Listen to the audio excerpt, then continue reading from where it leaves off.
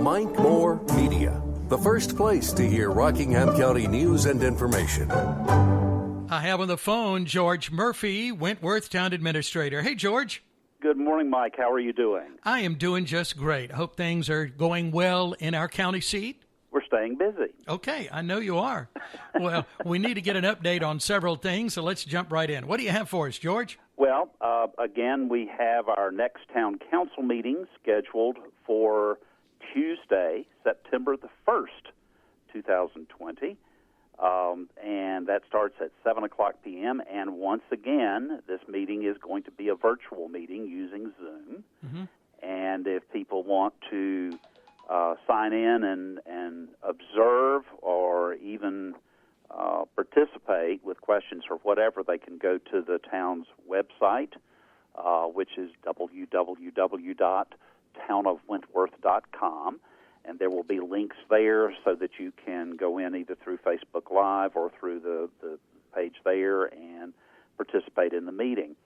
And this will be a meeting that we may have actually some outside participation in, since it does have a zoning hearing as a part, zoning change hearing request.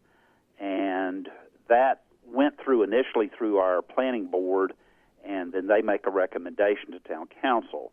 And we did have some participation from citizens in the planning board meeting, which was also virtual. Mm-hmm. And so they had some concerns and questions about the proposed change. And so there will be an opportunity for folks to participate as well in the town council meeting when that part of the meeting takes place. So that should be entertaining. And the virtual meeting things are working, I think, very well. Mm-hmm. Yeah. We've had, I know that with what Roy Sawyers is doing in live streaming them, which we also do, and he gets comments on his Facebook page, I think, as the meeting is taking place. But there's also a way for folks, either by email or through Facebook, to have comments for the public comment section of the meeting too. So that's been an interesting development as we've gone through dealing with COVID-19 and social distancing and virtual meetings and everything. Yeah, I was talking to someone in the county yesterday, and it's kind of changing the way we do meetings and things, and maybe even making them more productive. Someone said. And it cuts down to a certain degree. I know that there's subscription fees and everything to GoToMeeting or Zoom or those kinds of things. But like the 811 has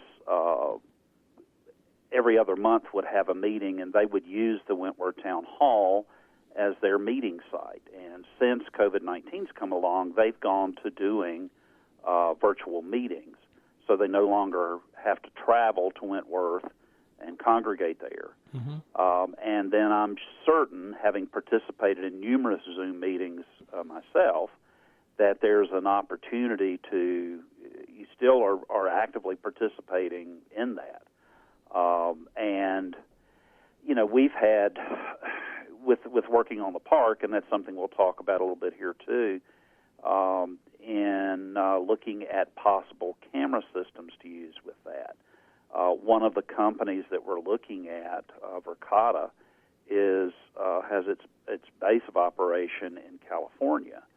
And we have had numerous Zoom meetings with them, and we've included the architect, we've included the IT contractor that the town normally deals with, involved with it.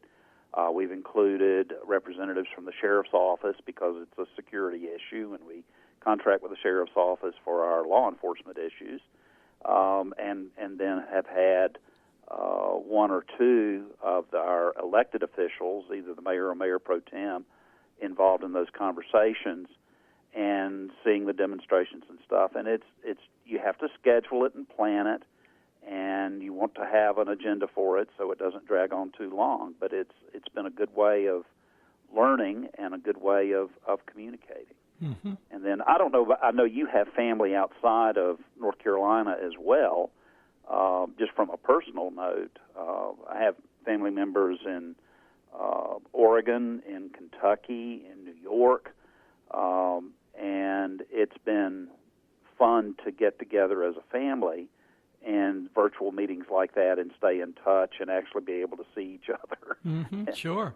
Yeah. Of course, it also stresses, and as the students in the schools are finding out, the importance of having good internet access and some of the limitations that we found. And that also gets into, at my home, and I live here in Rockingham County, we have lousy internet service where I am. You're not the only one.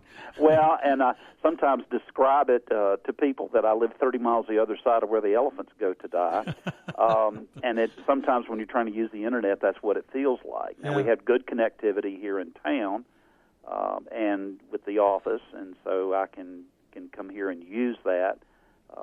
And have, even with family contacts after hours, been able to do that. So, yeah. With this recently announced great grant, is that going to help you where you reside, or do you know?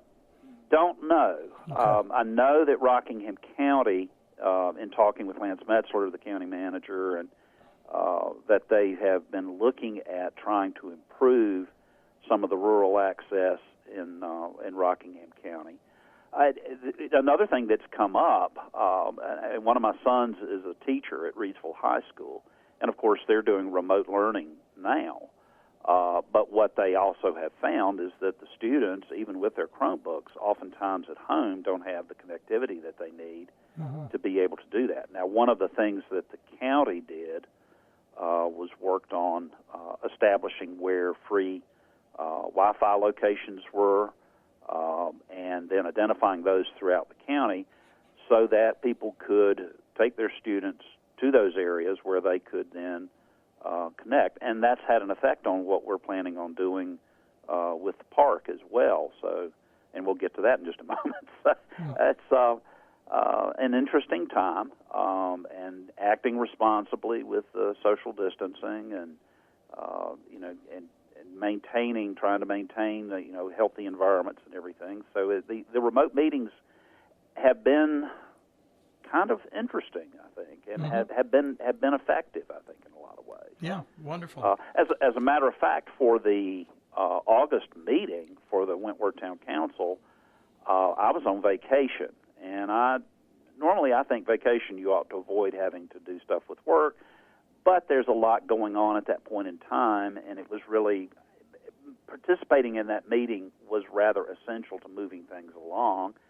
So I logged on from the beach and was able to participate in the meeting and, get some things taken care of there, especially with the park construction, because we're coming up on the crunch point with a lot of that, to help guide that through and have our IT folks that we contract with participate in it as well. And so it kept things moving along and kept some good direction with that. So I prefer interacting with people. I really enjoy our conversations together, but and of course we're doing that remotely too. So, yeah. Okay. Well, I'm glad that's going well, and nice of you to take a little break from your beach vacation to join the group.